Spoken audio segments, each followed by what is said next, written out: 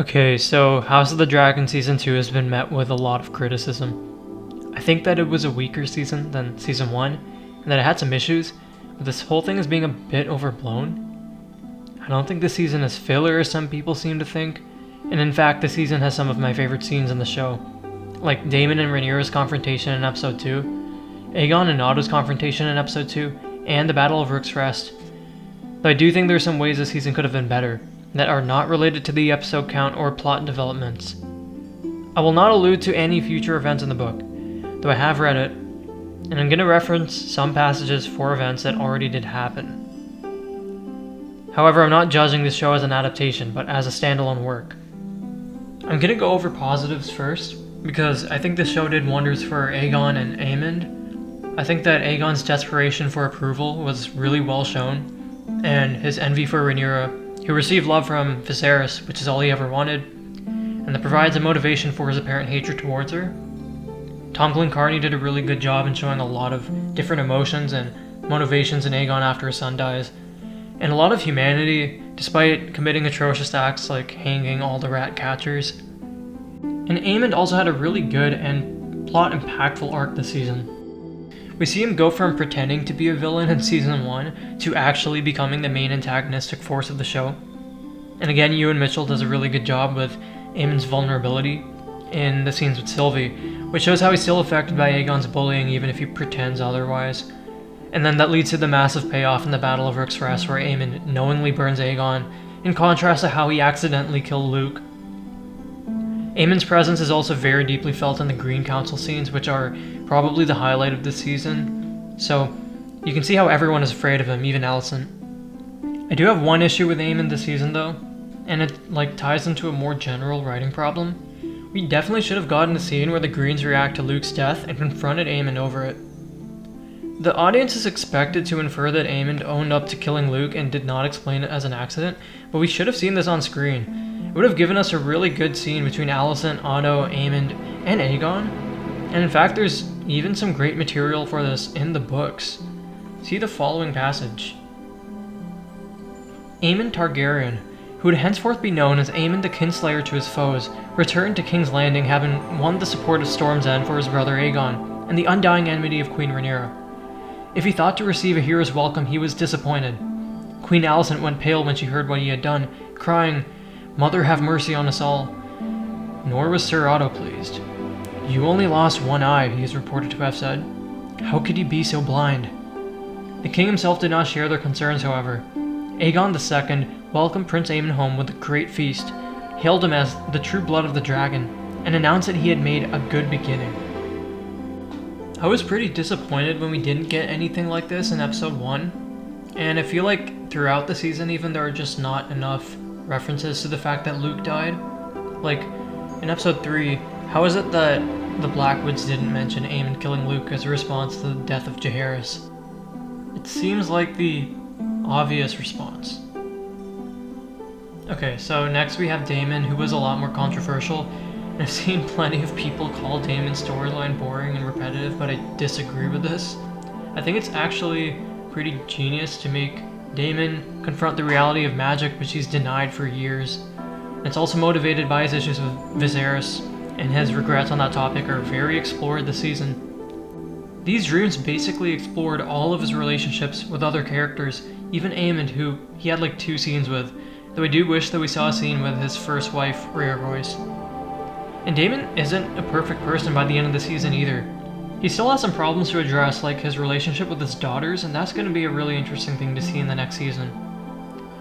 I know that a lot of people found Daemon's arc in the Riverlands slow, but he spends a year in Harrenhal in the book, so the writers had to come up with some interesting conflict for him in that time. Personally, I do think that this was an interesting conflict, and I'm excited to see where his character goes from here. Now I'll talk about some of the issues. I think that the exploration of Rhaenyra's grief in the first episode is fantastic, and her scenes in Episode 2, again the Daemon confrontation, are really good. But I do think there is a lot of contrast in the presentation of Rhaenyra in the first episode and the rest of the season. Notably, I think that the showrunners tried to give Rhaenyra a moral high ground and a greater purpose through the Song of Ice and Fire, but that does make the conflict a little bit one-sided. And a lot of fans found Rhaenyra's indecisiveness a little bit frustrating, but it's not that indecisiveness I have a problem with. I just think that her indecisiveness coming from the Song of Ice and Fire, or her wish to avoid killing innocents, while it is valid, it doesn't feel as realistic as it coming from her struggling between grief and Viserys' wishes, based on the person that she is. Or at least I don't think it was communicated very well. I accept her indecisiveness in Season 1, Episode 10, before First Blood is drawn, but it makes sense that after Rhaenyra lost both her unborn daughter and Luke, that she would be angrier and more unhinged or more erratic, but instead she acts pretty normal in a lot of the later scenes, like very level-headed. And this isn't a huge deal, and it's not like anything egregious is going on with Rhaenyra, like Game of Thrones seasons 5 to 8 level writing. But while this does come down to personal preference, I do accept that the writers have their own vision for Rhaenyra. I would have liked to see her presented a little bit differently. And on the other hand, there are also some pretty interesting beats in her character this season, like the way that she seems to put Baela and Rhaena in danger instead of Jace. For example, getting Baela to scout on her dragon and Rhaena to protect her children, but not letting Jace leave Dragonstone until he ends up doing it himself. She's putting Corlys's grandchildren in harm's way to protect her own children, which is pretty crazy. The sowing of the seeds is also effective in showing Rhaenyra's desperation to win the war, because she effectively sacrificed 40 innocents to gain 2 new dragon riders. And that's kind of a fair trade, but it still paints her as a grayer character than the season previously indicated. My biggest issue with Season 2 is the lack of interesting character interactions on the side of the Blacks. Personally, I think that any important character interaction that the audience knows must have happened should be shown on screen, and I already gave that example with Aemon killing Luke. My biggest disappointment in terms of character interactions is probably Corlys. I think Season 2 failed to continue his character's momentum after he recovered from injury in Season 1. I liked his scenes with Rhaenys in the first 4 episodes, and his seasons with Alan of Hull were pretty good throughout the season, especially the one in the finale. But aside from that, despite being the Queen's hand, he was given really little to do. Instead, it's Miss Arya who takes up the second-in-command role for Rhaenyra, and while she's fine, she's not as compelling as Corlys Velaryon, the guy who made 9 great voyages and built House Velaryon's wealth up from the ground. And some might argue that Corlys just didn't have that much to do in this season, but I disagree. First of all, Corlys and Rhaenys should have confronted Rhaenyra about Laenor at some point in the season. I get not doing it immediately after her own son died, but did they forget that she had some part in his apparent death? And yeah, I like that Rhaenyra puts Baela and Rhaena in danger to protect her own children, but she's never confronted about it by Corlys. And it makes sense for this to happen after Rhaenys dies. Again, there is great material for this in the book. This passage here. When word reached Dragonstone that Princess Rhaenys had fallen, angry words were exchanged between the Queen and Lord Velaryon, who blamed her for his wife's death. "It should have been you," the Sea Snake shouted at her grace. "Staunton sent to you, yet you left it to my wife to answer and forbade your sons to join her." For all the castle knew that the Princes Jace and Joff had been eager to fly with Princess Rhaenys to Rook's Rest with their own dragons. I think episode 5 of season 2 was the weakest episode in the show, and it's not because it's slow or nothing happens, but it failed to give us character interactions that obviously should have happened. Instead, we got less interesting scenes. Corlys randomly returns to Driftmark following Rhaenys' death, which did not happen in the book, instead of confronting Rhaenyra directly, and they never sort out their problems face to face this season. Doesn't it make sense that they would have at least interacted after they found out Rhaenys died? And the scene Corlys has with Baela is fine, but it's not that satisfying. And it's also strange that Corlys has not brought up his bastard sons to Rhaenyra yet, but perhaps this will happen next season.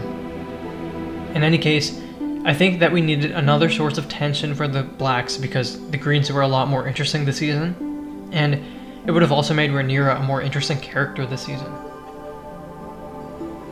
Lastly, I want to talk about Alicent. I'm conflicted because I think both Rhaenyra and Alicent's scenes were good dialogue scenes, but the way we got there was pretty contrived. Alicent's loss of agency and power as a result of feeding the patriarchy is really well executed, as well as Rhaenyra's inability to command the respect of her council, and they go through parallel journeys. Though, it's a little hard to believe that Alicent would give up Aegon. It isn't a huge nitpick because I kind of see it, and it's been set up throughout the entire season and even in the previous one when Alicent reacted to what Aegon did to Diana. But in season 1, Alicent tried to cut out Lucerys' eye after Aemon lost his, and that isn't even in the book. I also think that Alicent should have brought up Jaehaerys in this scene. It's a bit silly for the writers to stake so much of Alicent's motivation on Viserys' dying words as well, and I get that to some extent. Yeah, Alicent interpreted the words that way because she wanted to believe that Aegon was the true heir, so it's not purely a misunderstanding. And one of the other saving graces of that situation is that either way the Green Council was going to install Aegon as king, so it shows her lack of agency in a patriarchy that she's contributed to. Though I do think these ideas could have been better communicated by the show itself. Anyways, all in all, I still think House of the Dragon is a really good show, and I liked Season 2 a lot week by week. I look forward to every new episode. And I still have pretty high expectations for Season 3. Plus, I don't think any characters have been ruined. Some people are saying Alicent's character was assassinated by the finale. I think that's ridiculous. Though, we do have to accept at some point that Alicent in the books and Alicent in the show are somewhat of different characters, and I think that's fine. Anyways, we got some good character work and huge payoffs this season, like Aemond, Aegon, and Daemon, as I talked about. And even if the finale wasn't eventful from a plot development perspective, I think it was a good episode. After Game of Thrones ended, it feels like fans hyperbolically call media garbage when it doesn't fit their expectations exactly, but nothing on the show is ruined. You're allowed to not like it or feel unsatisfied, but there's a lot of negativity and review bombing that I think is immature and ridiculous. Anyways, I thank Ryan Condal and the House of the Dragon production team, and I do hope they listen to some of the criticisms that are going around and make some improvements going forward. But overall, I'm pretty confident that after seasons 3 and 4 and the show is over, that we're going to look back on season 2 and appreciate the build-up that it set for the rest of the show.